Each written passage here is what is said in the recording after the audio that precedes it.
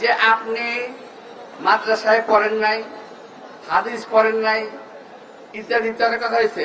যদি কলিজায় জোর থাকে, যেই চাপাবাজি করেন ওই চাপার মাধ্যমে দয়া করে একটু জবাব দেবেন।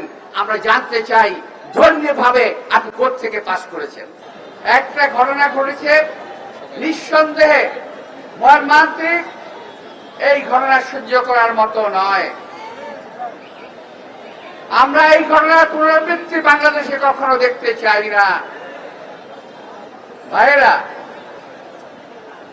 ঘটনা ঘটল কি আর এর থেকে ফায়দা লুটার চেষ্টা করতেছে কারা, এইটা একটু আপনাদের ভাবতে হবে। পুরা দেশবাসীকে জানতে হবে একটি ঘটনা ঘটছে। আমার সামনের ক্যামেরাম্যান ভাইরা আছে, আমার ছবি তুলছে, আপনাদের ছবি উঠছে, ক্যামেরা ধরে রেখেছে এদিকে। এই ঘটনা যখন ঘটলো ঠিক একইভাবে একজন ক্যামেরাম্যান এই ঘটনাটির ছবি তুলেছে। কোনো নড়াচড়া নাই, কোনো কাপড়ই নাই। খেয়াল করে দেখবেন ভিডিওটি একেবারে মনে হয় তৈরি করা একটা ভিডিও।